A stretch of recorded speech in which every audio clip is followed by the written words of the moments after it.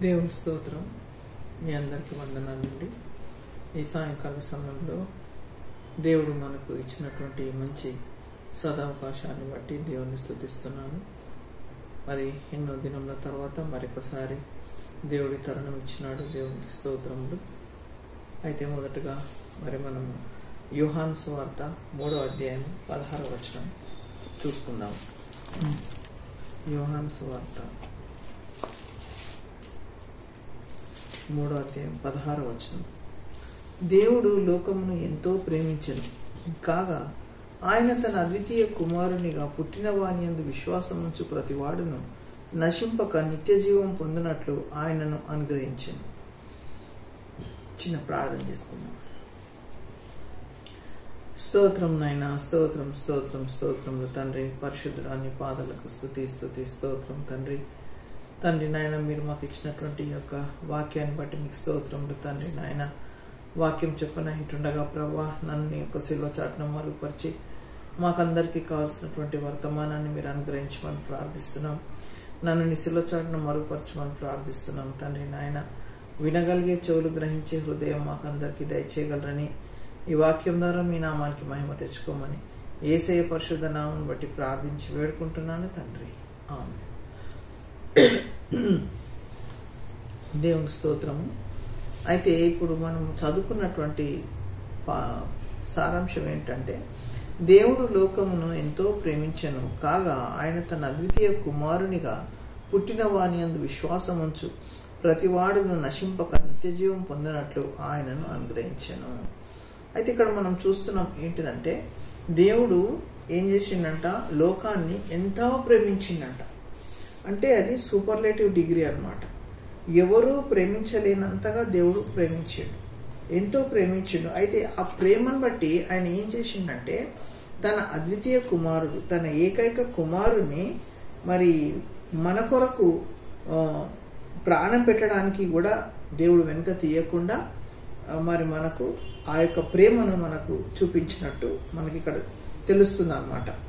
దేవుడు లోకమును ఎంతో ప్రేమించను, కాగా ఆయన తన అద్వితీయ కుమారునిగా పుట్టిన వాని యందు, అంటే ఇప్పుడు దేవుడు తన కుమారుని మనకి ఇచ్చినాడు కనుక ఆ కుమారుని యందు మనం ఏం చేయాలా, విశ్వాసం ఉంచు ప్రతివాడు కూడా నశింపక నిత్య జీవం కలగాలని దేవుడు ఇది ఇచ్చేయించినాడు. దేవునికి స్తోత్రములు. అయితే ఇది వాక్యంలో అంతటా మనం చూసుకున్నట్లయితే ఈ ప్రేమను పరిపరి విధాలుగా మనం చూస్తూ ఉంటాం. ఎన్నో రకాల విధాలుగా మనము ఈ ప్రేమను చూస్తూ ఉంటాం. ఉదాహరణకి మనం ఇంట్లో చూసినట్లయితే తండ్రికి కుమారుల మీద కానీ కుమార్తెల మీద కానీ ఒక ప్రత్యేకమైన ప్రేమ ఉంటుంది. ఆ ప్రేమ ఎట్లుంటదంటే, మరి ఇంకా వేరే వాళ్ళను ప్రేమించలేనంతగా తన సొంత వాళ్ళను ప్రేమిస్తూ ఉంటాం. అయితే ఆ ప్రేమ ఎట్లాంటిదంటే, ఇప్పుడు ఎవరైనా అడ్డు వచ్చి నువ్వెందుకు నీ కుమారుని బాగా ప్రేమిస్తున్నావు, బాగా నువ్వు లాడు చేస్తున్నావు అని చెప్పినప్పుడు డిఫెండ్ చేసుకుంటూ ఉంటారు, తన పిల్లలని డిఫెండ్ చేసుకుంటూ ఉంటారు. అంటే అది ఏంటంటే వాళ్ళు వాళ్ళ పిల్లలని ఎక్కువగా ప్రేమిస్తుంటారు అన్నమాట. అయితే ఇప్పుడు మనం ఇక్కడ చూసుకున్నట్లయితే దేవుడు కూడా మనల్ని ఏం చేసిండంటే ప్రేమిస్తూ ఉన్నాడు అన్నమాట. ఆ ప్రేమ ఏ రీతిగా ఉన్నది అని మనం చూసి ఆలోచన చేసినట్లయితే, మొట్టమొదటిగా ఆదాము అవ్వలతో దేవుడు ఎంతగానో సమయం గడిపినట్టుగా మనం చూస్తున్నాం. ఆది కాండంలో దేవుడు మరి వాళ్ళతో మరి అందరు కూడా కలిసి సంతోషంగా ఉన్నట్టుగా చూస్తుంటాం. అయితే అక్కడ మరి దేవుడు వాళ్ళకు స్వేచ్ఛ ఇచ్చిండు అనమాట. అంటే మరి ప్రేమ ఉన్నందుకే కదా స్వేచ్ఛ ఇచ్చినాడు. అయితే అది మనం మొట్టమొదటిగా మనం చూసుకున్నటువంటి ఆ యొక్క ఇన్సిడెంట్ ఏది, ఆదాము అవ్వలది ఇన్సిడెంట్ మనం చూసుకున్నాం. అయితే ఇప్పుడు మనము మరి యెహెజ్కేలు గ్రంథంకి వచ్చినట్లయితే 18వ అధ్యాయము, యెహెజ్కేలు గ్రంథము 18వ అధ్యాయము మనం చూసుకున్నట్లయితే 23వ వచనం మనం చదువుకుందాము. దుష్టులు మరణం అందుట చేత నాకేమాత్రమైన సంతోషం కలుగునా, వారు తమ ప్రవర్తనను దిద్దుకొని బ్రతుకుటయే నాకు సంతోషం, ఇదే ప్రభువు యెహోవా వాక్కు.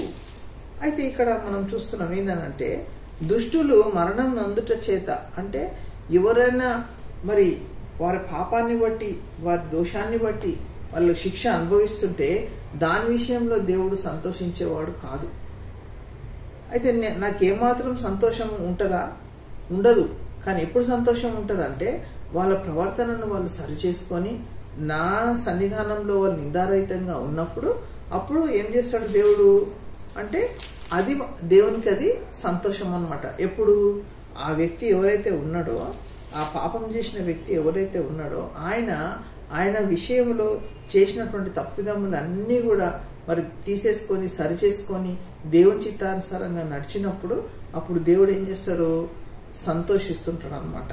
అదే ఒక అధ్యాయంలో మనం చూసుకున్నట్లయితే 18వ అధ్యాయం 32వ వచనంలో ఏమంటుండంటే, మరణం నొందువాడు మరణం నొందుటను బట్టి నేను సంతోషించువాడను కాను, కావున మీరు మనసు తిప్పుకొనుడి, అప్పుడు మీరు బ్రతుకుదురు, ఇదే ప్రభువు యెహోవా వాక్కు. చూడండి, ఇక్కడ మరణం నొందినవాడు మరణం నొందుటను బట్టి అంటే మళ్ళీ ఇక్కడ అదే రిపీట్ చేస్తున్నాడు. అయితే దేవుని ఉద్దేశం ఏంటంటే దేవుడు మనల్ని అతిగా ప్రేమిస్తున్నాడు కనుక మళ్ళీ మనం నశించిపోవద్దని మాటి మాటికి మనకు అదే దేవుడు జ్ఞాపకం చేస్తూ ఉంటాడు. మరి యేసు ప్రభువుని చూసినట్లయితే కూడా కొత్త నిబంధన గ్రంథంలో ఎన్నోసార్లు మరి మనుషులను సరిచేస్తూ ఉంటాడు.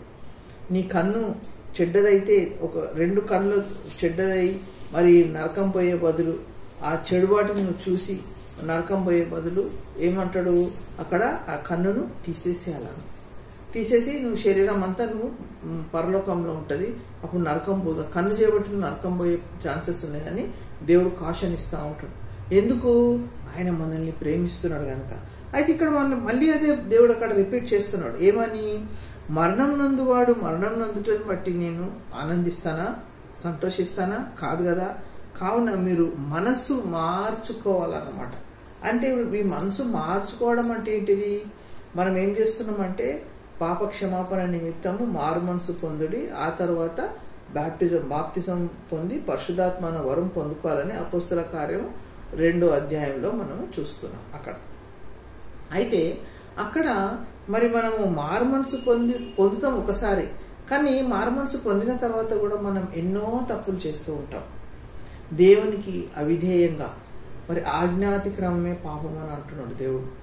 అయితే మరి మనం ఏం చేస్తున్నాము, చాలా విషయాలలో మనం ఏం చేస్తున్నాము, తప్పిపోతా ఉన్నాం. అందుకనే దేవుడు ఏమంటున్నాడు, మీరేం చేయాలా, మీరు మనసు మార్చుకోవాలి. మనసు మార్చుకోవాలంటే మనం ప్రతి ఆదివారం కూడా ఏం చేస్తున్నాము, చర్చెస్కు వెళ్తున్నాము, సహవాసాలకు వెళ్తున్నాము, మళ్ళీ బహిరంగ సభలకు వెళ్తున్నాము, ఎన్నెన్నో స్థలాలకు మనం వెళ్తున్నాం, వాక్యం వింటున్నాం, టీవీలో వింటున్నాం, తర్వాత యూట్యూబ్లో వింటున్నాం, అన్ని వింటున్నాం, కానీ మన మనసు మాత్రము మార్చుకోవడం లేదు. అది దేవునికి ఆనందం చేయదు, అది దేవునికి ఇష్టం లేదు. అందుకని ఏమంటుండే ఇక్కడ, మీరు మనసు త్రిప్పుకొనుడి, అప్పుడు మీరు బ్రతుకుదురు. అంటే ఇంకా కీర్తన గ్రంథంలో ఏమంటుండంటే, బ్రతకగోరువాడు ఎవడైనా ఉన్నాడా అని అంటున్నాడు. అంటే నిజంగా మనం బ్రతకాలనంటే మనం ఏం చేయాలా, మన మనసు మార్చుకుంటుండాలి. ప్రతిరోజు కూడా మరి ఎప్పుడు మనం ఆదివారం వెళ్ళినప్పుడు దేవుడు ఈరోజు వాక్యం మాట్లాడిండు, ఏం మాట్లాడిండు, అది నాకు ఎట్లా వర్తిస్తుంది అని మనం ఏం చేయాలా, ఆ వాక్యాన్ని మనల్ని మనమే పరీక్షించుకోవాలి, మనల్ని మనమే విమర్శించుకొని మన దేవునికి ఇష్టమైన బిడ్డగా మనం జీవించడానికి ప్రయత్నించాలి. అప్పుడు దేవుని యొక్క ప్రేమ మన ఎడల ఇంకా అధికమైంది. అయితే మనం ఏం చేస్తాము, మనం అట్లా చెయ్యము, మనం మనసు తిప్పుకోము. ఇంకా మీ నుంచి మనం ఏమనుకుంటాము, దేవుడు నన్ను క్షమిస్తాడులే, ఎంత పాపం చేసినా క్షమిస్తాడు, ఎంత అవిధేయంగా ఉన్నా క్షమిస్తాడు అని మనం ఏం చేస్తాము, డిఫెండ్ చేసుకోవడానికి ప్రయత్నం చేస్తూ ఉంటాం. దానివల్ల మనకి ఏమైతుంటది, మనకు శోధనలు రావచ్చు, లేకపోతే వ్యాధులు రావచ్చు, ఇంకా ఏదో ఒక శ్రమ మనకు కలగవచ్చు. అప్పుడు మనం ఏమనుకుంటాం, మరి ఎక్కడి నుంచి వచ్చింది, ఇది ఎందుకు వచ్చింది అని మనం ఆలోచన చేయకుండా, ఆ దేవుని బిడ్డలకు కష్టాలు వస్తే యోగుకు రాలేదా, యోగు మనం ఒకటేనండి. మనం ఏం చేస్తుంటాము, మంచి వాళ్ళతోని, మంచి సేవకులతోటి మనం పోల్చుకుంటూ ఉంటాం. మనము వాళ్ళు కాళ్ళ చెప్పులు విప్పుటకు కూడా మనం యోగులం కాదు. మనం అన్ని తప్పులు చేసి ఏం చేస్తాము, మళ్ళీ మన తప్పు లేనట్టుగా మనము మాట్లాడుతూ ఉంటాం. అయితే మనల్ని మనం సరి చేసుకోవాలి. మీ మనసు తిప్పుకొండి అని అంటున్నాడు ఇక్కడ. అప్పుడు మీరేమవుతారంట, అంటే బ్రతకగోరే ఆశ మనకు ఉన్నట్లయితే, బ్రతకగోరే ఆశ అంటే ఒక్కసారి మనం రక్షణ పొందితే మనకు ఒకటే మరణం ఉంటుంది.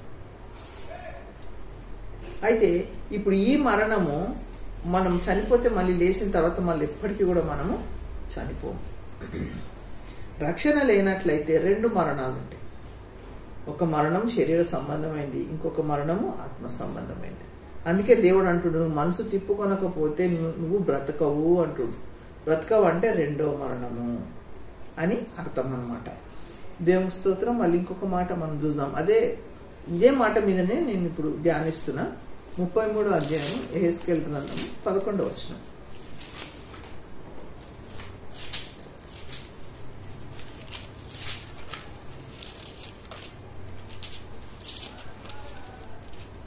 కాగా వారితో ఇట్లను, నా జీవముతోడు దుర్మార్గుడు మరణం నందుట వలన నాకు సంతోషం లేదు. దుర్మార్గుడు తమ దుర్మార్గత నుండి మరలి బ్రతుకుట వలన నాకు సంతోషము కలుగును. కాబట్టి ఇశ్రాయేలీయులారా, మనసు తిప్పుకొనుడి, మీ దుర్మార్గత నుండి మరలి మనసు త్రిప్పుకొనుడి. మీరెందుకు మరణం నందుదురు? ఇదే యెహోవా వాక్కు. మళ్ళీ ఇక్కడ అదే మాట మాట్లాడుతుంది దేవుడు. ఏమని? నా జీవంతోడు దుర్మార్గుడు మరణం నొందుట నాకు సంతోషం కాదు అంటున్నాడు. మళ్ళీ అక్కడ ఎన్నిసార్లు పదే పదే దేవుడు ఏం చేస్తున్నాడు? హెచ్చరిస్తూ ఉన్నాడు, నువ్వు మనసు మార్చుకో. ఇప్పుడు ఎందుకు ఇంతగా దేవుడు మనల్ని అడగాల్సిన అవసరం ఏముంది? కొంతమందికి మరి బాగా సినిమాలు చూసే అలవాటు ఉంటుంది, ఎంజాయ్ చేసే అలవాటు ఉంటుంది, తర్వాత ఇంకా సీరియళ్ళు చూసే అలవాటు ఉంటుంది. చర్చికి వెళ్లకుండా లోక సంబంధంగా జీవించుచు, లోక సంబంధంగా మనం ఆనందించాలి, ఇంక ఇదే లైఫ్ కదా అని ఆనందించాలని మనం ఏం చేస్తుంటామో అది లోక సంబంధంగా మనం ఉంటూ ఉంటాం. అయితే దేవుడు ఇన్నిసార్లు మనల్ని హెచ్చరిస్తున్నాడంటే మనం ఏం చేయాలా? ఆ యొక్క మాటను బట్టి మనము భయపడాలా. భయపడి ఏం చేయాలా? మన మనసు మార్చుకోవాలి. చూడండి ఏమంటున్నాడు? నా జీవంతోడు దుర్మార్గుడు